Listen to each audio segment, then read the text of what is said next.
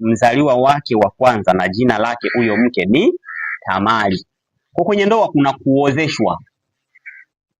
Babako anakuozesha wewe. Hata kama mchumba umemtafuta mwenyewe. Lakini babako anafanya nini?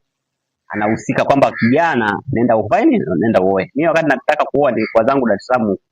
Nikataka nishamuelewa mtoto wa watu, nikaanza kupiga simu. Nataka niende kutoa mahali. Mzee bana, mimi kuna mtu nimemuelewa. Unakuja? Unanipa ruhusa niende? Anambia fulani ataniwakilisha, kaenda. Katafuta na watu wa kanisa na nini, kaenda. Karibu. Ndio kuna kitu nimekusikia, labda hiyo mic hiyo tembei hii haikuwa. Kuna kitu hapo nimekisikia hapo mkiongea mtumishi. Ulimuona kwanza mtoto wa watu, ukampenda. Kwa hiyo kuna kitu kilitangulia kabla ya kufika kwa wazazi wenu.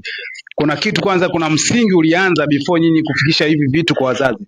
Kwa hiyo tukizungumzia swala la ndoa, linaanza kama alivyosema mtumishi pale, baina ya bibi na bwana.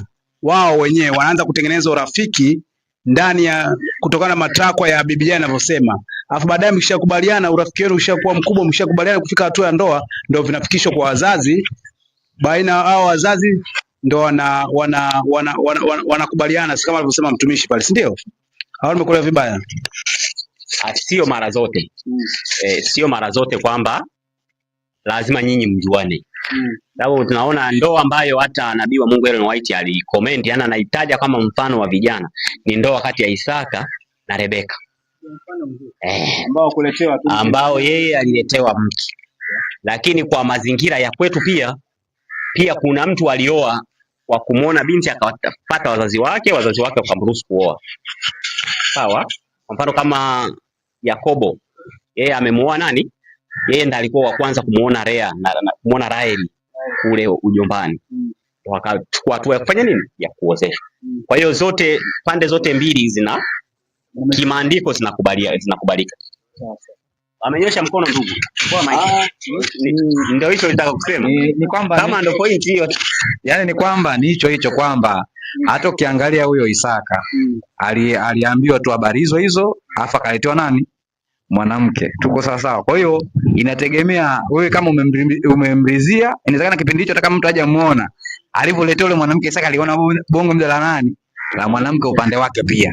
Kwa hiyo akakubaliana. Inawezekana hapa labda leo ukaletewa ukasema nimempenda au kasema mzee hapa kidogo yani wewe. Hapo pia tusende mbali. Ndoa kama ilianzishwa na Mungu mwenyewe, basi ni takatifu kama inavyosema Biblia. Na kama ni takatifu ni jambo la usafi tangu rohoni. Yani tujue vitu tunavyoenda. Sio kwamba la kimwili tu. Kama mwasisi ni Mungu, maana yake ndio ni takatifu iliyokuwa hata kabla ya anguko. Tuko sawa sawa. Na kwa hiyo ni jambo la kiimani pia. Tuko sawa sawa. Asante. Naenda swali la pili. Naona swali la ndoa ni nini kama limejibiwa vizuri. Naenda swali la pili. Kwa nini tunaoa? Au kwa nini unaolewa? Wanachangia kwanza unataka kutengeneza. Naona ulinyosha. Mimi kwa swali la kwanza kama tushatoka kule basi. Malizia kwanza ile la kwanza kama usiondoke. Sasa la kwanza mimi nataka mnisaidie. Baina ya mwanamke na mwanaume, nani anamuoa mwenzie? Kabla tujatoka la kwanza. Mwenye majibu. Nani anamuoa mwenzie? Au mwanamke anaweza kumuona mwanaume akampenda akamtongoza kama dunia ilivyo sasa, au mwanaume ndo anatakiwa aende akamtongoze mwanamke? Mwanamume ndo anatakiwa kama mwanamume ndo anaoa. Kama tunavyoona Kristo kulio kanisa ni hivyo hivyo, yani mwanamume ndo anayeoa. Mwingine mwenye jibu Mwanzo 24. Hilo ndo jibu sahihi. Yesu mwenyewe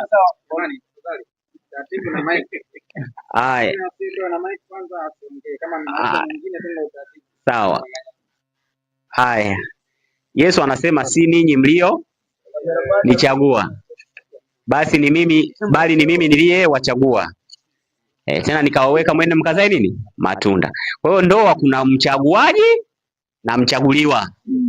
Ndoa kuna mchaguaji na mchaguaji ni mwanaume, mchaguliwa ni mwanamke. Sasa mchaguliwa ana haki ya kukubali au kukataa. Na hata kwa Isaka yeye ndo alianzisha. Kupitia baba yake akatumwa mshenga akafanya yote aliyofanya. Yule binti yeye aliulizwa tu dakika mwisho, unakubali kwenda na huyu jamaa? Akasema nakubali. Ndio ikawepo. Hiyo tumetoka. Haya, swali la pili. Kwa nini tunaoa? Yaani kwa nini mpaka ufike mahali kwani usikae zako mwenyewe tu fresh maisha? Safi mpaka uzeeke ufe. Kwa nini uoe? Reason behind marriage. Na kwa nini uolewe? Maandiko anasema nini sababu ya kuoa? Hata Adamu alivyoumbwa peke yake. Safi sana. Aliona kuna kitu yaani umeweka vizuri. Wale wanaotaka kuoa, mnaofikiria kuoa, ambao msema mjaoa, mtuambie kwa nini unataka kuoa? Au mmetuona wivu? Sisi tunaona kama tunafurahia. Sasa hivi tu hapa ambao wajaoa wajibu. Mimi basi sijaamua kuchangia. Mwenyekiti ni mimi. Basi simamia watu wanaojibu. Sawa, anayetaka kujibu kwa nini unaoa? Anayetaka kujibu. Anyosha mkono. Mimi nasoma andiko hapa. Ukisoma Mwanzo sura ya 2 mstari wa 18. Mungu mwenyewe akasema, Bwana Mungu akasema, si vyema mtu huyo awe peke yake, nitamfanyia msaidizi wa kufanana naye. Kwa hiyo nimeona hapa kwamba Mungu naye aliona kwamba sio vyema mtu huyo akae peke yake. Kwa hiyo hauna sababu ya kukaa peke yako, lazima mtafute msaidizi. Asante. Yaani kwa ufupi anasema kwamba yani ukikaa peke yako yani sio vizuri, yani ni shida, ni ubinafsi, ni matatizo. Kwani kuna shida gani ukikaa peke yako? Anyway, Mungu anaweza kana sababu. Karibu bwana. Milo la shemeji yangu pale nakubaliana nalo. Kwa sababu hata tulikuwa ndani pale wakati huu na vijana hapa, nilikuwa na hapa ushuhuda. Nikamwambia mimi before sijakuwa kwenye hii imani nilikutanaga na mamake yule kijana pale. Na tukabahatika kupata mtoto. Hatujaoana lakini tukabahatika kupata mtoto kidunia enzi hizo kabla sijaingia kwenye imani. Lakini nilipoingia kwenye imani tukawa tumesambaratika. Kwanza yeye hataki kuisikia hii imani, hataki kabisa kuisikia imani. Kwa hiyo kimfano jana nilienda nikamchukua mtoto wangu, waga namchukua Ijumaa, mradi Jumamosi nije naye hapa kumzoesha maisha madogo madogo ya Sabato, kuelewa Sabato ni nini na kupata vitu kama hivyo. Kwa hiyo nilipomchukua nilipoenda naye nyumbani, pale nyumba yangu niliyopanga hapo Mbezi hapo nini hapo, kidogo ni kubwa afu ina ua mkubwa hivi. Sasa nikaa nimefunga milango yote. Nikaa nimeingia ndani, kuingia ndani nikasema sasa kimfano hapa nimekufa, huyu mtoto anatokaje humu ndani? Yaani anaanzia wapi? Anapiga kelele, nani atamsikia humu ndani? Kwa hiyo kile kitu kilinifanya nikafikiria nikasema kweli si vyema mimi ndio peke yangu.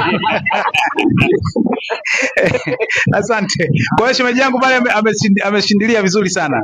Si vyema uishi peke yako. Kwa hiyo sababu ya kwanza tunaona kwamba sio vizuri, si ndio? Je, kuna sababu nyingine ya kuoa ukiacha na hiyo? Haya, nampa Hermes. Ngoja anze Hermes. Mpe na wewe mic hapa. Mpe hiyo karibu. Ndio nyingine ni ameniki. Haya, sasa nilikuwa nauliza kabla sijajibu. Najibu kwa mujibu wa mawazo ya matakwa ya wanaotaka kuoa au kwa mujibu wa maandiko? Maandiko. Kwa mujibu wa maandiko. Hata huyo. Wewe tunashare uelewa, lakini uelewa utasahihishwa na maandiko. Kuna mwingine maandiko hajayakalili kichwani. Anaweza sema mimi ninavyoona kweli kuoa ni hivi, lakini akiwa yuko sahihi na maandiko tutashindilia na andiko, lakini akitoa uelewa wake pia tunausahihisha, kwa sababu wataalamu wa maandiko wapo wengi tu. Kwa hiyo hatumfungi mtu ambaye mtu anaweza sema mimi maandiko sina, sasa sitachangia chochote. Ndio hiyo muktadha huo. Sawa. Basi mimi nangoja niende kwenye Biblia. Kidogo na huwa ihubiriwa mara kwa mara. Lakini huo ndio ukweli. Wakorintho wa kwanza mstari wa 2 nisomee hapo. Wakorintho wa kwanza 7 mstari wa 2. Kwa nini tunaoa? 7:2. 7 mstari wa 2. Lakini kwa sababu zinaa kila mwanamume na awe na mke wa soma vizuri umenibia. Lakini kwa sababu ya zinaa kila mwanamume na awe na mke wake mwenyewe, na kila mwanamke na awe na mume wake mwenyewe. Basi kwa sababu ya nini? Zinaa. Haya, sababu zinaongezeka. Ya kwanza tumeona sio vizuri, si ndio? Cha pili kuna mjomba mmoja anaitwa zinaa. Haya, method niliona umenyosha mkono, mpe mic. Kule hapo method. Yule mimi naongezea kwa alipoishia hapo. Ndio maana nimenyosha tu ili ni support. Mhubiri 4:11. Soma hapo. Mhubiri 4:11. Mimi namsupport tu hapo Hermas. Mimi sileti kitu kipi hapa. Nashindilia. Sawa sawa. Watu wenye ndoa wana shida hao. Shindilia baba. Ambacho nahisi Frank, unasikia unaandika ambacho nahisi hata kina Frank ndicho wanachomisi. Haya, Mhubiri sura ya 4 soma mstari wa 11 anasema, tena wawili wakilala pamoja hapo watapata moto, lakini mmoja anza 9. Afadhali kuwa wawili kuliko mmoja. Unasikia? Maana watapata ijara njema kwa kazi yao. Endelea. Kwa maana wakianguka mmoja wao atamuinua mwenzake. Kwa sababu ya hapo, ila point ilikuwa ni kule kwa sababu ya zinaa. Lakini hapo pia tunapata sababu kwamba mmoja kianguka mwingine atafanyaje? Atamuinua mwenzake. Endelea. Lakini ole wake aliye peke yake aangukapo wala hana mwingine wa kumuinua. Yaani kwa unaanguka mazima mchari. Tena wawili wakilala pamoja hapo watapata moto, lakini mmoja watapata moto, lakini mmoja aliye peke yake tu awezaje kuona moto? Basi hawezi. Kwa hiyo ni nzuri mbaya. Kwa hiyo swali la kaka pale alikuwa anauliza, je, yani nikilala peke yangu mtoto atapiga kelele kweli? Kwa hiyo sio kupiga kelele peke yake, hata kuona sawa, hata kuona moto. Tunaenda vizuri. Kuna sababu tumeshaziona, kama ni summarize ya kwanza sio vizuri, si ndio? Sio vyema. Yaani kama unakaa peke yako sio kitu nilichojiuliza. Alisema kwamba mwenyekiti nipo. Mwenyekiti nipo. Tuna summarize sababu zetu ambazo tumezipata mpaka sasa hivi. Kwanza sio vizuri kukaa peke yako. Cha pili, unaoa kwa sababu ya zinaa. Wewe zinaa huwezi kupambana nayo peke yako. Cha tatu, tukaona mmoja akianguka mwingine afanya nini? Anamuinua. Na pia moto muhimu. Kuna baridi kubwa sana jamani siku hizi. Hata sasa kama msimu uliopita kulikuwa na baridi kali sana. Mpaka unajikunyata mablanketi mengi sana wakati kuna njia nyepesi. Sababu nyingine ya kuoa ni ipi? Unataka cha kuongeza? Cha kushindilia hapo. Shindilia. Na pia sisi wa Sabato hivi vyakula tunavyokula jamani, sijui kama wengine mnakulaga tofauti tunavyokula hapa, lakini vyakula tunavyokula hivi vinafanya kazi katika miili yetu, yaani vinafanya kazi sana. Hilo nalo kuangalia. Wewe umekula uje sio wa ulezi ndo mnaambia hapa, sio afya, sio pilipili ya Kayeme na vitu vingine kila siku. Sawa? Haya, kuna sababu nyingine ya mtu kuoa. Ndio hizo, si ndio? Haya, sasa mpaka hapo kuna mwenye swali? Kabla sijanani hapa kiendelea na nani hapa. Nauliza tena, hivi mke ana maslahi gani kwenye ndoa? Mke na mume. Si kila mtu ana maslahi yake kwenye ndoa. Si ndio? Kwenye ndoa kuna maslahi ya mke, kuna maslahi ya mume, alafu kuna maslahi ya Mungu, alafu kuna maslahi ya nani? Ya wazazi. Yaani kuna beneficiaries wa ndoa. Alafu kuna maslahi ya watu ambao wakati mnafunga ndoa hawapo kabisa. Yaani wenyewe, yaani nyinyi mnapanga zenu, mnapendana nini, lakini wao mnavyo mipango yenu nyinyi mnayoipanga inaathiri maslahi yao. Kiasi kwamba kama wangepewa nafasi ya kuchangia kwenye huo mjadala wenu wa kutaka kuoana, wangetoa pointi nyingine nzuri zaidi kuliko ambazo mnazifikiria nyewe wawili.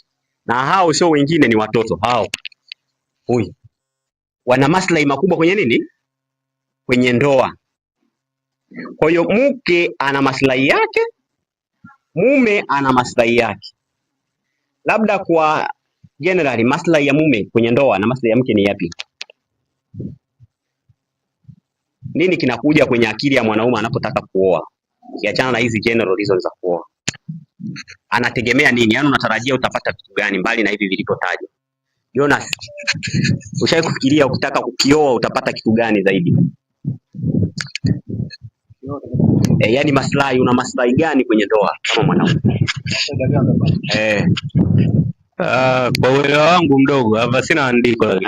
Generally.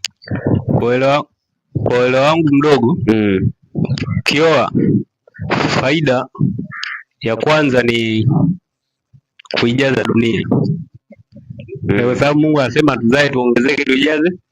Ukitaka ukazaa ukiwa peke yako, lazima uwe na mwenzako. Hiyo ni ya kwanza. Lakini ya pili, ya kuoa, faida za kwa mwanaume. Ni sehemu moja wapo ya kutuliza akili. Mwanamke anakutuliza na anakuvuruga. Kwa hiyo unabidi uchague kipi, akutulize au akuvuruge, lakini inabidi uchague akutulize kutokana na wewe utakavyoanza naye. Kuna mwingine kwenye mchango katika hilo? Mimi nafikiria moja, mtumishi amesema hapo kujaza dunia, kwa sababu huwezi kujaza dunia ukiwa peke yako, kwa lazima upate mwenzako ukajaza naye dunia. Lakini la pili, kupata msaidizi ambaye atakayekufaa katika maisha yako. Nikisema msaidizi, anayeweza kukava katika kila kipengele. Leo umepata watoto, sawa, watoto huwezi kuwaacha peke yako. Sisi wenye watoto tunajua pilika za watoto zilivyo, na watu wenye watoto wanajua pilika za watoto zilivyo. Kwa hiyo kupata mwenza ambaye atakuwa ni msaidizi wa katika shughuli zako zote za maisha yako, kuanzia fedha na kila kitu ambacho kinachokuhusu wewe, ambacho kitu hicho leo nakiona kina shetani anaingilia kati, anakuwa anadanganya watu. Kile ukimwambia mke wako mimi naingiza kiasi fulani benki au na kiasi fulani benki, unaonekana wewe mwanaume, wanasema mwanaume nini wanaoita mwanaume suruali. Wanasema wewe mwanaume suruali, unamwambiaje mke wako mambo yako yote, wakati huyo mke leo ukiumwa ukienda Muhimbili kulazwa, ndio kutwa nzima yuko pale, kutwa nzima ndo anakutoa uchafu, kutwa nzima ndo anakupangusa, kutwa nzima ndo anafanya kila kitu. Kwa hiyo ni mtu ambaye sehemu yako ndani ya maisha yako, anatakiwa ajue vitu vyako vyote kuliko chochote, kwa sababu wewe ndio leo hata kimfano umeanguka umekufa, wewe ndio anatakiwa ajue akaunti zako za benki, kuchukua jinsi gani atadili na watoto na kuendesha maisha ya watoto. Kwa hiyo ni msaidizi ambaye wa hali ya juu. Haya, sasa niseme vitu kidogo kama msimamizi wa kipindi, sawa? Mnapofikiria kuoa vijana, mjue kabisa kwamba mwanamke ana maslahi yake kwenye hiyo ndoa. Haji tu kuwa mke wako. Yaani kwenye akili yake kuna vitu anavipanga vingi tu ambavyo anaweza hata asikwambie. Na wewe pia una maslahi yako ambayo mengine unaweza hata usimwambie mke wako. Kwa mfano unaweza ukawa unakaa unafuaga shuka mara 3 kwa wiki, yani baada ya siku 3 ndio unafua shuka. Ukasema hapa nikioa, kwenye akili zako mwenyewe unapanga hapa nikioa shuka nitakuwa nalitandika mara moja tu. Nikishatoka linafanya nini? Linafuliwa. Kuna vioo vya nyumba pale hauvifutagi. Unasema hapa nikishaoa hivi vioo na hivi kila ukifuta unaona havifutiki. Angekuwepo mwanamke sasa, hayo ndio maslahi ulionayo. Point ni nini? Kwamba unapofikiria kuoa mtu, angalia, je, anafiti maslahi yako wewe unayoyafikiria? Kwa mfano, wewe umesema una vijana na watoto pale na nyumbani kwako pale hamna mtu. Sawa? Kwenye akili yako unaweza ukafikiria angalau awepo mtu wa kushinda hapa kwa usalama, si ndio?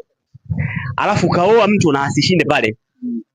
Yaani kilichokuwa kwenye akili yako na kile ulichokuja kukipata ni mkeo, lakini pale nyumbani hafanye nini? Hashindi. Ukaoa kwamba mke atasaidia kuangalia watoto pale, na ukamuoa na asiwaangalie. Kwa unapoamua kuoa, angalia maslahi unayoyawaza. Je, katika huyu naye mchukua atamiti haya maslahi? Au mabinti wengine wao wanadanganywa kwa pressure ya kuoa. Hujaolewa, lakini yeye kwenye akili yake ana maslahi yake ya ndoa. Anafikiria mimi kwa kweli nikiolewa, sitamani nikiolewa niendelee kupanda bajaji nikija kanisani. Yaani anaona ni kitu kinamkera, ni binti kinamkera kabisa kuja kanisani na bajaji. Akili yake anasema nikiolewa angalau niolewe na mtu ambaye atakuwa na usafiri wa kuja wapi? Kanisani. Sasa anakutana na watu wanamwambia usiangalie nini? Hela. Usiangalie mtu, maisha ya mtu. Wakati wewe una maslahi ya kwako. Sasa unaweza ukasikiliza wale watu halafu ukaenda kwenye ndoa ukaanza kujuta, kwa sababu maslahi uliyokuwa nayo kwenye akili yako utaenda nayo vile vile kwenye nini? Kwenye ndoa. Sasa wale waliokuwa wanakushauri usiangalie hayo maslahi, upo kwenye ndoa tayari, alafu sasa wenyewe hawapo. Alafu sasa maslahi sasa yanaanza kuona maslahi unayahitaji yale. Sawa sawa? Kuna mtu anacha kuongeza hapo? Mimi ndio maana nikauliza hiyo swali. Karibu, mpe mic pale. Asante sana. Mimi nina jambo hapa la kusema. Kwanza kabisa, vijana mnapotaka kwenda kuoa, niseme kwamba ndoa, yani kuoa, hakuna mwenye 100% ya mawazo yake kwamba nikimwangalia hivi binti, nikamuona hivi binti, nitaishi hivi katika kuoa. Haya mambo mengine yanabaki ya kijuujuu ya kibinadamu, lakini huyo uliyemuona kwamba huyo anafaa, anaweza akafika dakika 0 tu akabadilika, yani hata mwezi usiishi akabadilika. Kwa sababu gani? Sisi tunaangalia nje, Mungu ndiye anayeona mpaka kwenye moyo. Ndio maana Biblia ikasema kwamba mke mwema anatoka kwa nani? Kwa Bwana. Hawa wengi, hebu niwaambie jambo. Sasa hivi kuna madarasa mengi yanayofundisha ndoa, mengi. Na tena wanafundisha katika uweledi mzuri. Ukienda ukasikiliza wasema hawa inakuaje? Lakini kinachoshangaza, ndoa ndio zinazidi kuparanganyika. Swali, kwa nini? Kama haya mafunzo haya pima hiki, weka kupunguza hapa, weka, kama yanatupatia majibu mazuri, mbona ndoa zinaongezeka kuparanganyika? Jibu linabaki kwamba hayo mambo yote tuyafanye, lakini namba moja ni Mungu katika kila jambo. Yaani Mwenyezi Mungu akikuongoza akakuwekea mkono katika eneo lolote, hata kama ni mwanamke. Nimeshashuhudia mimi mwanamke Bamed ambaye alikuwa anajiuza, anaolewa na mpiga kinanda wa Pentecoste, anaolewa, anatulia kabisa kuliko wale ambao waliwakuta kwenye kanisa. Anatulia kabisa. Na wakati anaoa wanambeza yule, wanasema unachafua kanisa, mpaka wakamfuta ushirika. Baadaye wakamtenga, baadaye yule binti wa watu wakamsema kweli, akalia kwa machozi akatubu. Lakini mwisho wa siku wana watoto 4 sasa hivi. Wako vizuri kwenye ndoa yao. Asante. Sasa nimalizie kwa kusema kwamba ndugu zangu, katika kuoa tusije alafu jambo lingine hilo nimalizie hili la maslahi. Hili la maslahi limewaangusha wengi. Kwa sababu kila mmoja akienda kwa kijana, na hasa haya maslahi ya kidunia, wanasema kwamba awe na funguo 3. Umeelewa? Hayo maslahi haya. Tukiachilia mbali haya mtumishi aliyosema kwa kifupi, lakini kuna maslahi ya zaidi hapo. Umeona, awe na funguo 3. Kuna maslahi mengine hayo ya kimwili hayo, kwamba mwanamke awe hivi awe hivi. Hayo maslahi yamewaangusha wengi. Tunapoenda kuoa lazima tujue kwamba tunaenda kuoa kwa mujibu wa Biblia inasemaje kuhusu kuoa. Lakini ukienda mwili unasikiliza nini, mwisho wa siku utaangukia katika maumivu, kwa sababu wewe umevutwa na tamaa ya mwili. Asante. Labda ni summarize nilichokiongea, nitawaruhusu wengine. Pointi kubwa, kabla hujaoa jifahamu wewe. Sawa? Ujijue wewe nani. Wewe yani katika kitu nimesahau quotation moja, anasema Ellen White, anasema elimu kubwa kuliko elimu zote ni kujifahamu wewe. Kwa mfano, wewe unajijua ni Mwadventista Msabato, si ndio? Na unajua wewe katika kujijua unaweza kujiuliza, hivi mimi nani? Sasa unajua mimi Msabato, mimi sinywi pombe, mimi sivuti sigara, mimi siendi klabu, mimi, yani unaanza kujidefine wewe mwenyewe. Sasa usipojijua wewe, unaweza, Biblia inasema watatembeaje wawili wasipofanya nini? Usipopatana. Usipojijua wewe, utainvite mtu ambaye ulizani ni wewe. Sababu Biblia inasema akamfanyia msaidizi wa kufanana nao. Sasa ili upate wa kufanana na wewe, unatakiwa wewe ujifahamu. Na huyu unamuona, huyu ni Msabato, si ndio? Na huyu ni Msabato, lakini hawafanani. Yaani ni wawili, yaani unaweza kukuta huyu mke wake anatamani mwanamke ambaye yuko katika namna fulani ya uongeaji, mwingine anataka mtu kimya, aongei. Sio dhambi. Sawa? Yaani kutokuongea sana sio dhambi, wala kuongea sana sio, lakini kutokuongea sana kunaweza kukawa tatizo kwenye ndoa, au kuwa kimya kunaweza kuwa tatizo kwenye ndoa. Why? Kwa sababu wewe ulioa mtu ila hukujijua au kujifahamu. That is my point. Nikaribishe mchango kabla sijama hicho kwenye hicho kipengele cha maslahi. niende nikitoka hapo niende kwenye maslahi ya Mungu. Karibu. Dakika moja au mbili. Sawa. Kuoa kama wanavyosema ndugu alisema kwanza na bwana. Ni sawa kana kusema mke mwema ni nani? Na ukipata anayefanana naye basi ujue Mwenyezi Mungu alihusika. Amehusika hapo katika hivyo vipengele. Lakini ukioa bodi au ukioa vitu unavyoviona kwa fikra ya macho, maana vinavyoonekana ni jamuda. Unaweza kumuona mtu anafiga kesho alipo kaugua wewe likapotea. Umemwona mtu sio ana maziwa amenyooka baadaye yameenda huko ukaanza kusema kwamba mimi nikiona ile matiti yake ndio kwa nafurahia. Sasa kuoa si huko. Kwa sababu unaweza kaoa sura kesho kutwa sura imebadilika kapata matatizo tu au kapata ajali bahati mbaya tuombeki hivi ndio itakatokea. Sasa ukajikuta baadaye unafikia nikitoka na nje barabarani watanionaje sasa? Fiskali imekosa fiskali. Isibutu. Kwa hiyo mara nyingi tunapotaka kuoa ndio maana unajua Paulo bwana nampendaga sana. Alifika mara kaangalia akasema utaoa nafaa kwa mambo yote. Kinachotusumbua sisi hatuko katika tabia ya Mungu. Yaani kicho cha Mungu watu ndio tunahangaika na mambo ya tamaa ya macho. Umeelewa? Tukishakaa na tamaa ya macho vingi vinatuponza. Lakini unajua Mungu atakuletea hata mtu ambaye ukimwangalia hivi unashindana naye bwana. Huyu bwana kwa ndio umeletea kwa unafikiria bana banano unataka wewe. Labda umeomba haya matokeo ndo hayo unataka figa. Ndio mtu anakuletea moja imenyoka. Mbona ni hii mimi kwenye taswira.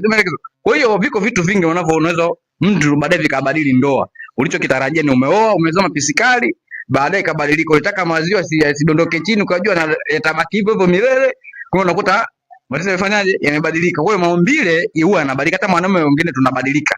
Kwa hiyo ukisema muoe mtu kwa sababu reception alikuwa na kifua kikubwa akapata matatizo ya kiafya, kifua hakuna. Sasa kwa hiyo utafika hapo ndoa itaanza kuyumba kwa sababu tulitaka vitu vya nje. Lakini kama tukimtazama Kristo au Mungu mwenye kuanzisha tendo ndoa pale Edeni, tunafanana. Kufanana sio kifua kikubwa. Umeelewa? Ni maelewano, mapatano, yani mnaoishi ndani kwamba mwanamke na mwanamume wanapatana, wanaelewana, yani katika kila hatua wakawa wamefiti, yani wanaelewana. Nje yapo atakayotokea mengi. Ngoja mimi kidogo niongee. Unajua nimeuliza swali mwanzo. Baina ya mwanamke na mwanaume nani anatakiwa aanze kumfuata mwenzie, na mkanijibu vizuri ni mwanaume. Na kingine ambacho nilikuwa nakihitaji nikifahamu, katika Biblia imeturuhusu msingi wa kwenda kumuoa mwanamke wa aina gani? Yaani mwanamke wa aina gani, ikimaanisha mwanamke mtoto au mkubwa, bikra au sio bikra, imetumaanisha yani tuoe mwanamke wa aina gani? Na je, huyo mwanamke katika dunia sasa yupo au hakuna, au tunaendana kuangalia na matakwa yetu alivyo? Au ndo basi tunafanyaje? Dakika moja. Tukienda kwenye ndala kalala tukamka kepu. Dakika. Hapa najua hapa tunaweza tukajadili na tusifike mwisho. Tunaweza tukajadili nikasema tunatakiwa twende kwa point na tusifike mwisho. Kwa sababu gani? Tukija kibiblia kuna hoja kuu mbili. Kwa mke na mume. Hoja ya kwanza kibiblia, mwanamke anayepaswa kuolewa ni bikira. Kibiblia. Fungu, utoe fungu. Ukisema Biblia toa fungu. Sawa? Sema Biblia toa. Atoe fungu kwanza. Kama huna fungu hiyo hoja yako sio sahihi. Itakuwa sio sahihi kwa sababu sina fungu. Ukishakuwa na fungu nitakuletea fungu. Ndio fungu tunataka. Nitakuletea fungu. Wakati analitafuta naendelea na hoja ya pili. Soma haya kwanza. Hoja ya pili. Soma huyu walau 21 ngapi? Mpe asome. Unasema hivi. Naye atamuoa mwanamke katika ubikira wake. Nani huyo? Nani huyo? Rudi. Nani huyo? Wewe niangalia yako mengi. Rudi nyuma kidogo, rudi nyuma. Haya, turudi. Anasema hivi. Anasema hivi labda au umesoma 20 ngapi? Nataka tukapate nini background. Umesoma 20 ngapi? Mimi nataka tujue kwamba msingi Mungu aliyotaka kwamba watu waoe wakiwa bikra au sio? Mimi ndio hoja ya huyu mwanamke ambaye hatakiwi kuolewa, ambao hutakiwi kumuoa, si ndio? Hiyo ni swali nyingine. Msitaki kupoteza msingi. Tunajua umeoa. Ngoja kwenye mtego. Sasa mimi swali langu liko hivi. Niliuliza mwanzo, baina ya mwanamke na mwanaume nani anatakiwa amuoe mwenzie? Kwa sababu dunia sasa tuliyopo tunaona wanawake wanaoa wanaume, tunaona wanaume wanaoa wanawake. Je, nani anatakiwa kutokana na msingi wa Biblia, nani anatakiwa amfuate mwenzie? Mkanjibu vizuri, mwanaume ndio anatakiwa aanze kama Isaka alivyoanza Kwa Rebeka. kwa Rebeka.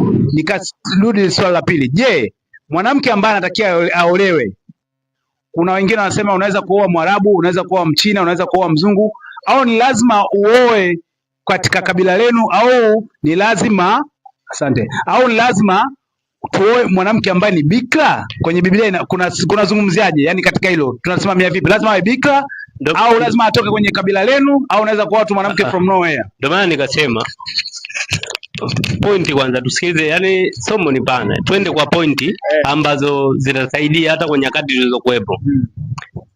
Pointi, mwanamke anayetakiwa kuolewa ni bikira, lakini ukifuatilia hata hiyo miaka ya nyuma, mwanaume kabla hajaoa hakuna ushahidi kwamba mwanaume naye alikuwa tayari kashaanza kuwazini, manake na mwanamume alikuwa bado hajajua zinaa.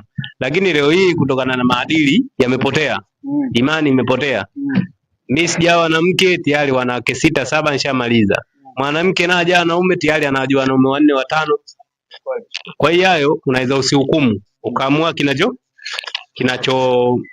unachokiona wewe ni sahihi, lakini unapokuja, mimi naweza kusema mwanamke yoyote anafaa kuolewa kwa hoja 2 3 ambazo, hoja ya kwanza, mwanaume kabla ya kumuoa mwanamke lazima uongee naye. Unaweza kama mfano kama mimi, nitatolea mfano mimi nini nimwambie wewe kabla sijamuoa na vitu vyangu ambavyo yani hiyo ni tabia yangu. Moja, sitaki kuongea mara 2. Nikikwambia kitu ufanye, alafu ndo unioji kwa nini. Hiyo ni maisha yangu sasa binafsi. Maslahi yako, personal yako hiyo. Na hiyo ndo hata ukisoma Biblia, Mungu akishasema mwanamke amtii mwanaume, manake ukiongea mtu anakusikiliza akakutii. Lakini kuna kutii, sio kutii kwa shuruti. Kuna kutii mtumishi. Ngoja achangie kwanza. Sawa, hapo kabla hajamaliza. Anamalizia. Kutii. Mwanamke atii na asikilize, awe mnyenyekevu. Kwa mwanamke ukishaongea naye kabla hujamuoa ndo unamwambia mimi nataka nikuoe, ila mimi nataka hiki, nataka hiki, nataka hiki, nataka hiki. Ukiona mwanamke anakubali muelekeza unachokitaka wewe, maana yake huyo mwanamke kakubali. Kwa hiyo ili mwanamke aje kubadilika mbele, wewe ndo utakuwa ni chanzo. Sababu mwanamke anaweza akawa ametulia, lakini wewe mwanaume ukawa ni chanzo cha mwanamke kubadilika. Asante. Tuchangie kwa ufupi. Kuna huyu ameraise point kwamba amesoma fungu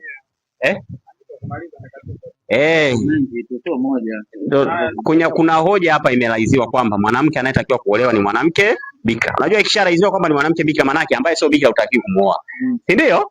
Na wewe ukioa ambaye sio bikra, sasa wewe inakuwa ni matatizo yako. Sasa Biblia tuiache iseme yenyewe kwenye hilo, Biblia iliweke vizuri sawa, ili tunani bwana mkubwa, mwanamke anayetakiwa kuolewa ni yupi na ambaye hatakiwi kuolewa ni yupi? Kwa mujibu wa maandiko. Tunarudi pale pale. Kumbuka msingi ambao tulioanza kuweka mwanzo, tukasema tunataka tujue ndoa ya kibiblia. Tuko sawa sawa?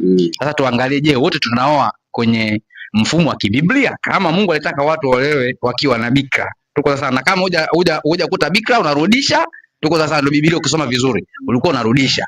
Tuko sawa sawa. Sasa kama Mungu aliruhusu hivyo, je, leo ungetaka uulize, je, leo tunapooa bila bikra, je, na sisi tumevunja taratibu ya maandiko matakatifu ya Mungu? Hilo ndio nataka uniulize. Lakini kama unakuta wewe mwenyewe unaoniuliza swali umeoa ambaye sio bikra, sasa tunarudi, je, tunauliza ndoa takatifu ndoa takatifu iweje? Umeelewa? Sasa kama je, tulishakuwa tumeoa ndoa si takatifu yenye viwango vya kutokuwa na ubikra, umeelewa? Je, tulivyooa tukiwa wanawake hawana bikra, je, tunahesabiwa tena dhambi? Tuko sawa? Kama ni dhambi, tunakuja kama sisi ni wana matengenezo, unatengeneza vipi? Tuko sawa. Sasa kwa sababu swali ulizo la kwanza, ndugu akaanza kujenga hapo kwamba ndoa ya Biblia ni watu walikuwa wakiona kwa bikra, ndio Mungu alivyoelekeza. Sasa kama tutapingana na hilo, tuseme tumekataa hilo, tuafikia nao kwamba tunakubaliana hivyo au sivyo? Kuna andiko ulilitoa ulikirudia, ilikuwa Walawi ngapi? Niko bado kwako 23:13. Samahani mwenyekiti, 23:10 Samahani mwenyekiti kwanza. Samahani mwenyekiti. Liweke vizuri hilo andiko kwanza. Samahani kwanza mwenyekiti. Ndio. Kama andiko limekosea, lakini tulikuwa msingi ni mwanamke mwenye bikira. Ndio kwa ameanza kuchangia. Kwa hiyo tunakubaliana kwamba tulisafishe kwanza andiko lina maana gani? Sawa. Lakini msingi wa kwanza ni mwanamke mwenye bikira. Ikiwa hata kama sio sawa, lakini ni msingi mwanamke mwenye bikira. Ametoa andiko moja, sawa, la Mambo ya Walawi sura ya 23, sawa? Inazungumzia kuhani, si ndio? Kuhani ataoa mwanamke katika ubikira wake. Kwa hiyo hilo andiko msingi wake ni kuhani wa Kilawi. Sawa? Kwa hiyo hilo andiko hatuwezi kulijengea hoja kwamba ndoa lazima aolewe mwanamke bikira kwa andiko hilo. Labda nitakiwa litolewe andiko lingine ili tukijenga msingi liwe andiko ambalo liko sawa, halina maswali. Hapo si tuko sawa? Sawa. Ili tutoke hapo mada ikae vizuri. Karibu. Asante. Na kwanza nirudi nyuma pale aliposema eti kwamba mwanaume ndio anaruhusiwa kumfuata mwanamke, si ndio? Hiyo iko hivyo, lakini ukichunguza si lazima iwe hivyo. Kwa mfano tunaangalia Rutu amejipeleka kwa Boaz na mwisho wa siku akaolewa na Boaz. Ukisoma kitabu cha Rutu. Tunaangalia pia kipindi cha Esther, baada yule mfalme kudharauliwa na mke wake, wakamshauri kwamba tafute nini, wanawake chague. Esther mwenyewe kwa kushauriwa na mjomba wake akaingia katika kinyang'anyiro. Mfalme hakuenda eti kwanza eti kusema kwamba 1 2 3, hapana. Kwa si lazima mtu akikukubali wewe tulia. Sikia, lakini unaniambia kwa wewe. Si lazima. Unasikia dada zetu ambao hawajaolewa. Unaweza ukakaa hapo kaona Vitalis anakufaa ana vigezo vyote. Ukamweka kwenye 18 akakuoa na mkaishi. Si lazima ugande eti mpaka aje afanyeje? Akutamkia hata kuoa, ataangalia wengine na ataoa wengine. Hilo la kwanza. Issue ya ubikira, maandiko yanasema kwamba mwanamke inatakiwa aolewe akiwa bikira. Lakini sasa kuna mazingira ambayo mwanamke ambaye si bikira anaweza kaolewa. Kwa mfano amefiwa, mjane, anaruhusiwa kufanyaje? Kuolewa. Lakini msingi wa Biblia ni mwanamke bikira. Lakini sasa mwanamke sasa wa sasa hivi sio bikira, tunafanyaje sasa? Umempima. Bwana yake wewe hapo ndugu, umempima wewe ukajua sio bikira. Nasema mfano kwamba wewe ukakuta si bikira. Bwana yake wewe hapo unasema kwamba umwache. Wewe hapo umepigwa ndugu yangu, cha kufanya kwa sababu wewe sasa kwa sababu wewe ni mwana matengenezo. Basi unasema muache. Kwa sababu wewe ni mwana matengenezo. Sikia, nakujibu wewe nakujibu wewe. Kwa sababu wewe ni mwana matengenezo. Ishi sasa na huyo mke wako vizuri ambao hujamkuta bikira. Ishi naye vizuri ili unapozaa watoto, wale watoto watunzwe vizuri kwa ajili ya wengine. Sawa. Au unataka fungu hasa fungu. Ngoja nikupe fungu. Ngoja malizie fungu pale. Ngoja nikupe fungu. Kuna mada za kitheolojia inabidi tuzijibu kwa mafungu. Hebu soma Kumbukumbu la Torati. Hapa ataanza kufundisha. Kumbukumbu la Torati 22:13. Soma hapo. Hata ngoja niisome.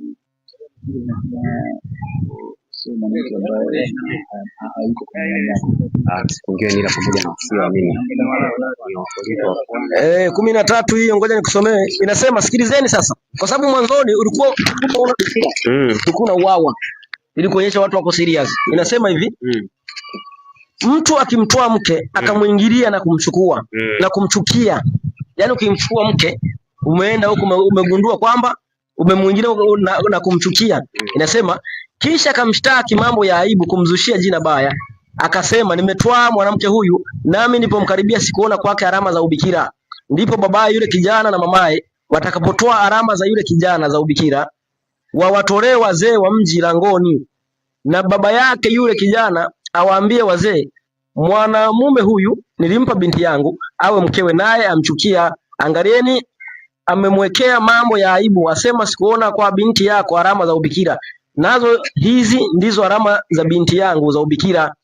Na wayakunjue yale mavazi mbele ya wazee wa mji. Basi wazee wa mji ule na wamtoa yule mtu mume na kumrudi. Sikiliza, wamtoza shekeli 100 za fedha, wampe babaye yule kijana, kwa kuwa amemzuria jina baya mwanamwali wa Israeli, naye awe mkewe, hana ruhusa ya kumwacha siku zake zote. Sasa kivumbi, sikiliza. Lakini ikiwa ni kweli neno hili la kuto kuonekana kwake yule kijana alama za ubikira, na wamtoe nje yule kijana mlangoni pa nyumba ya baba yake, na waume wa mji wake wampige kwa mawe hata afe, kwa vile alivyofanya upumbavu katika Israeli kwa kufanya ukahaba katika nyumba baba yake, ndivyo utakavyoondoa uovu katikati yako. Kwa hiyo mfumo wa zamani ulikuwa inatakiwa ukutwe na bikira.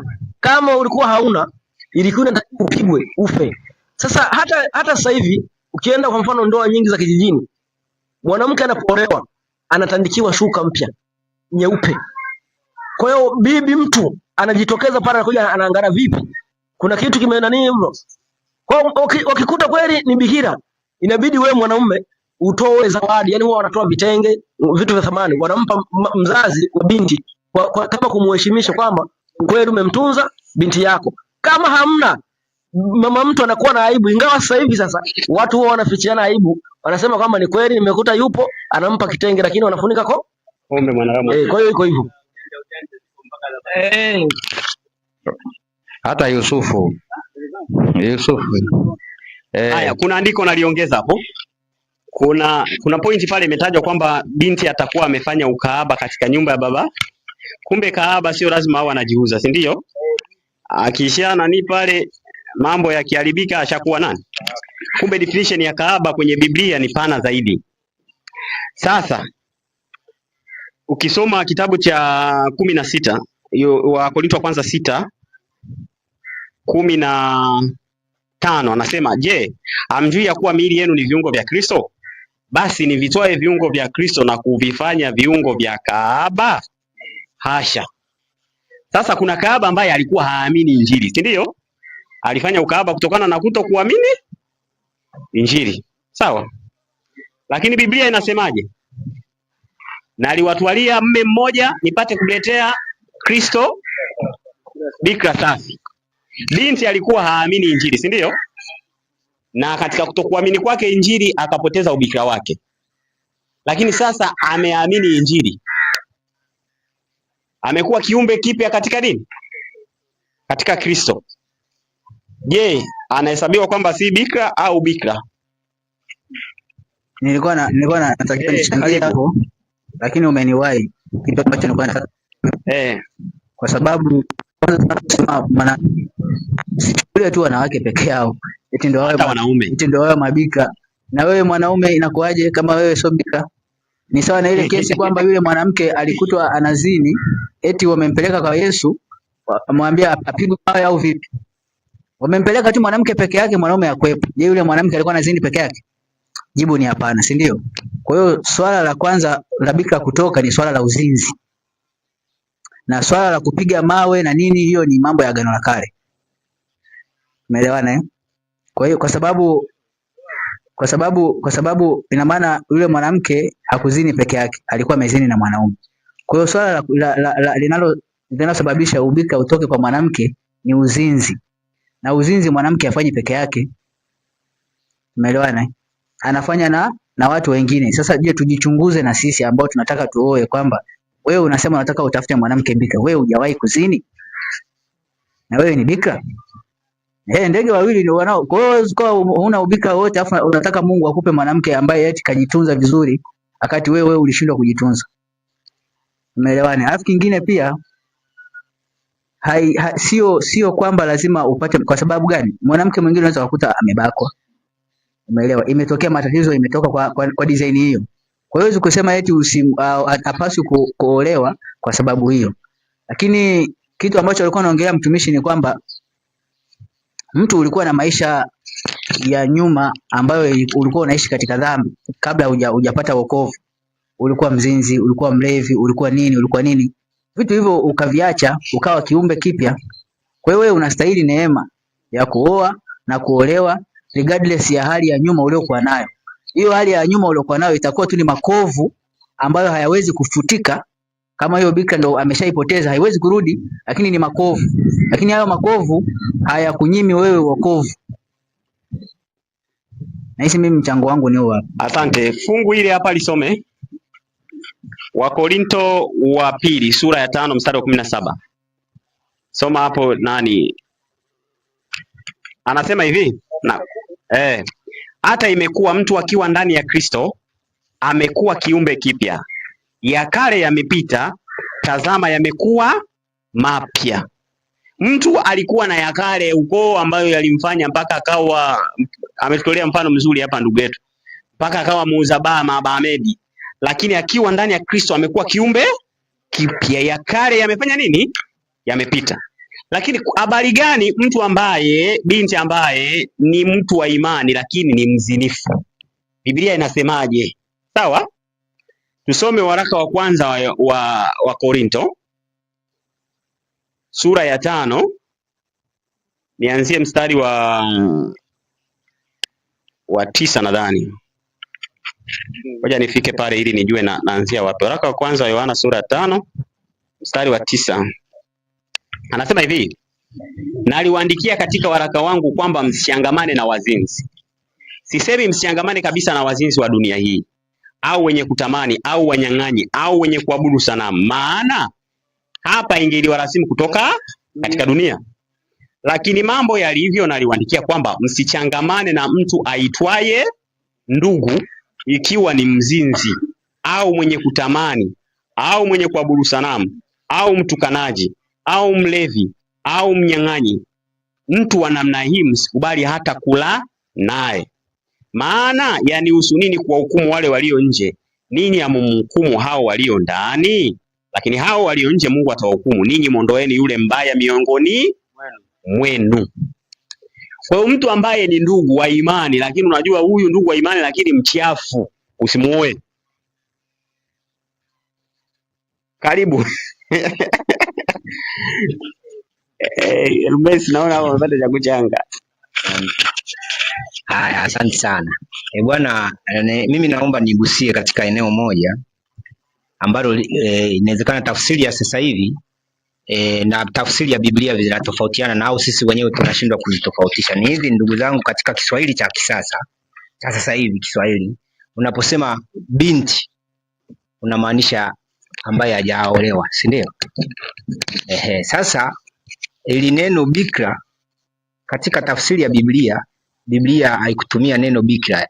Biblia ilitumia neno mwanamwali, wanawali, mwanamwali. Ndio maana unaona hata katika kitabu katika kitabu cha Mathayo 25 wanawali wale 7 walikuwa wanamsubiria bwana harusi. Maana tafsiri yake ni watu ambao hawajamjua mme, mabinti ambao hawajamjua mme bado. Lakini hata hivyo Mungu anatutasahihisha kwamba mwanamwali ni binti ambaye hajamjua mume bado. Katika Waamuzi sura ile ya 21 ule mstari wa 12 anafananisha kwamba maana ya mwanamwali ni nini. Kwa hiyo Biblia inapozungumzia mwanamwali inazungumzia binti ambaye hajamjua mume bado, na huyo ndiye kwa mujibu wa Biblia ndio anayepaswa kuolewa, na ikaitwa ndoa takatifu kwa sababu itakuwa na damu ambayo ndio damu inayotakasa, damu ya agano. Lakini sasa pointi ya Biabata aliyoisema sasa hivi ni kweli, tunaishi katika ulimwengu ulioanguka. Sawa, tunaishi katika dunia ambayo tayari imeshaasi, lakini kinacholeta faraja ni kwamba tukiwa ndani ya Kristo tunakuwa kiumbe kipya. Tunakuwa tayari tumeuvua utu wa kale.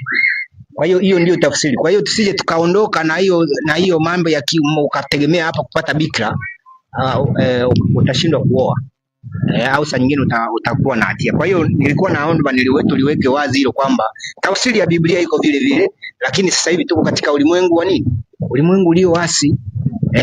Kwa hiyo cha msingi ni nini? Cha msingi ni kwamba tusifungamane na watu ambao hawako nani? Ambao watu wako nje ya imani, kwa sababu nani atakayetutakasa? Mahali fulani ile G. White anaandika katika kitabu chake cha Elimu ya Kweli, anasema kwamba ni bora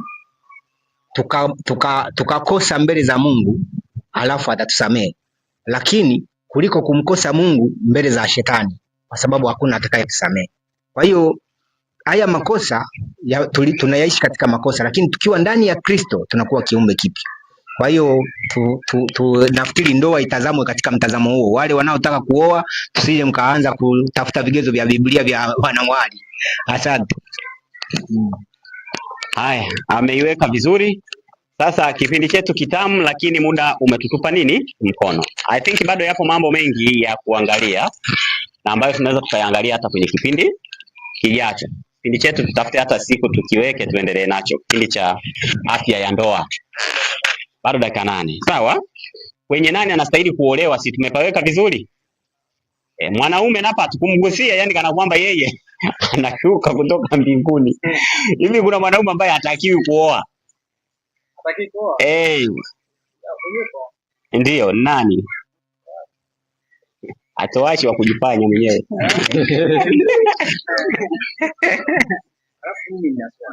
Karibu. Wakati tupo tunatafsiri ndoa hapa, tunahubiri ndoa, tunafanya hivi na vile. Vipi kwamba Biblia inasemaje kwamba ni lazima watu wote tuoe? Na kama sivyo, vipi mbona hatuwahubirii hao ambao hawapaswi kuoa, kama kuwahubiria au kuambia na wao kama wanajitenga wenyewe, kwa kujitenga wenyewe kama matowashi, tukawahubiria tukawapa hiyo Biblia inachokisema? Mbona hiyo mahubiri hayapo? Shida ni kumhamasisha mtu awe towashi, kumhubiria kwa mujibu wa si kumhamasisha, kwamba Biblia inaruhusu, yani kufundisha Biblia inavyoruhusu kwamba unaweza ukajitenga mwenyewe, unaruhusiwa, usioe unaruhusiwa, lakini kuna watu wa kufanywa kama Biblia inavyosema kwamba kuna watu wamefanywa kwa matowashi. Tuwahubirie hii Biblia, mbona hatuhubirii huku?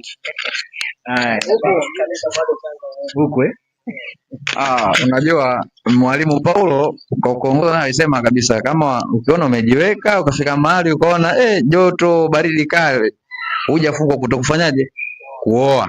Ila kama Mungu alikutenga mwenyewe kwa kazi maalum, inawezekana kwa yeye alikupa nini jukumu hilo. Ila kama ulijipa hilo jukumu likakushinda, basi mlango uko wazi kufanyaje wa kuoa. Kwa hiyo tufundishe kama tunavyotakiwa tukufanyaje, kufundisha kwa jukumu. Kama umejifanya alafu ukaona baadaye ni aibu, yani unachochomora huko pembeni kwa kujificha, wewe weka wazi bana, nilikuwa mtao kwa kujifanya mwenyewe. Sasa hivi imenishinda, nimeamua fanyaje nioe. Lakini usione kama utaitwa yako ya kwanza ulionekana fanyaje umejifanya kuwa towashi, lakini kwa sababu umeshindwa wewe mwenyewe, unasema bana, nilishindwa, sasa hivi nimeamua kufanyaje kuoa, maana ni heri kuoa kuliko kuwaka tamaa. Haya, niongeze kwamba kwenye maslahi hapo tumeweka vizuri na mambo yanaenda vizuri. Mpaka sasa hivi tumemaliza maana ya ndoa, tumeielewa ndoa ni nini. Tumeona nani anastahili kuolewa na nani anastahili kuolewa. Sasa tuangalie, mimi nigusie maslahi ya Mungu kwenye ndoa. Yaani wakati wewe unafikiria kuoa bwana Deo, sawa? Mungu ana maslahi yake kwenye ndoa unayofikiria kwa nini kuifanya. Kwa kitabu cha Marko sura ya 9 mstari wa 42, sawa? Mpaka 47, naomba nisome. Anasema hivi: na yeyote atakayemkosesha mmojawapo wa wadogo hawa waaminio, afadhali afungiwe jiwe la kusagia shingoni mwake na kutupwa baharini. Na mkono wako ukikukosesha ukate, ni afadhali kuingia katika uzima kigutu kuliko kuwa na mikono miwili kwenda zako jehanamu, kwenye moto usiozimika, ambamo umo funza wao hafi wala moto hauzimiki. Na mguu wako ukikukosesha ukate, ni afadhali kuingia katika kuzimu ukiwete kuliko na miguu miwili na kutupwa katika jehanamu, ambamo umo funza wao hafi wala moto hauzimiki. Na jicho lako likikukosesha ling'oe ulitupe, ni afadhali kuingia katika ufalme unachongwa kuliko kuwa na macho mawili ukatupwa katika jehanamu. Unaweza kuona kwamba Mungu yuko serious katika issue ya kuokoa mtu. Kwamba hata ikikulazimu ukae, kama inafikia level ya kukata mkono, kung'oa jicho, kuingia na mguu kigutu, habari gani kuhusu ndoa? Kama ndoa inaweza kukupelekea kwenda jehanamu, ni afadhali usifanye nini? Usioe. Ndio Paulo akasema, natamani mngekuwa kama nani? Mwe kama mimi, mkae msioe. Kwa ajili ya nini? Ya ufalme wa nani? Wa Mungu. Lakini pia kukaa bila kuoa, kama ndio sababu inaweza kukupelekea motoni, bora uoe haraka iwezekanavyo, ili uende wapi? Uende mbinguni. Kwa Mungu kwenye ndoa anaangalia maslahi yake. Haangalii ndoa tu kukufurahisha wewe tu. Yaani wewe ufurahishe, si uwe na mke ukae. Wakati mwingine unapomuomba Mungu unaweza kumuomba Mungu, naomba nisaidie nipate mume, lakini Mungu akikuangalia anasema maskini mwanangu, nikimpa mume ndo amepotea mbinguni haendi. Au unasema Mungu nisaidie nipate mke, anakuangalia maskini huyu mwanangu, nikimpa mke ndo hahubiri kabisa. Kwa hiyo unaweza maana kila mimi nikimpata mtu sipati mtu naye muelewa, kumbe wewe Mungu ndo njia ya kukuokoa wewe. Umeona? Mimi pointi yangu ndo hiyo. Mchango mwingine karibu, nisiwe mwongeaji sana. Mumpe mic pale. Mic imepeleka wapi? Hai. Dakika mbili mbona chache sana? Kwa sababu shaisha. Okay. Mimi nilikuwa nataka niulize swali. Tunaongelea maslahi ya mwanaume, maslahi ya mwanamke, lakini hatujaenda kugusa kwamba tukagusa kwamba ni nani anastahili kuolewa. Tumegusa huko kote. Hatujaangalia kwamba kutaka nataka nioe, niangalie tu okay, mwanamke hivi na hivi, nisiangalie kwamba nampenda au namna gani, nimevutiwa naye. Issue sio kuoa tu, lazima uvutiwe pia na mtu. Mtu anataka kumoa bwana, mimi kwangu mimi binafsi kwamba kwa sababu, lakini tena Biblia inasema kwamba tusifanye mambo kwa akili zetu wenyewe, lakini meupe mrefu kidogo namna hii hata kama yuko ndani ya Mungu, lakini una preference hiyo, umepewa hiyo preference unayo au unaangalia nini? Haya, mmeona somo ambalo lipo tamu na linatakiwa liendelee. Sasa hapa nadhani viongozi tutafute namna kipindi hiki kiendelee Sabato ijayo, si ndio? Tutatafuta tunakichomeka wapi, hata tunaweza tukaanza afya ya ndoa, kipindi cha afya tukaendelea nacho. Kwa sababu kuna mambo mengine ya kujifunza, kuna vitu vya kuzingatia kabla ya kuoa. Unapotafuta mtu kumuoa au anayetaka kukuoa, uangalie vitu gani vya msingi na vitu kama hivyo ambavyo umevisema. Kwa hiyo labda tumalizie hapo, lakini niseme kitu kimoja kwamba kwenye ndoa pia shetani ana maslahi yake. Yaani wakati unatafuta maslahi ya kwako wewe, shetani naye wakati unajipanga tu unataka kuoa, na yeye anajua hapa mambo yangu yanakaa vizuri. Kwa hiyo naye atachomekea vitu vyake pale vipite. Wakati wewe una plani ufurahie maisha, yeye anajua hapa nikifanikiwa lile basi nimemaliza. Kwa hiyo kuna vitu kama hivi. Tuishie hapo kwa leo. Tupige magoti tuombe.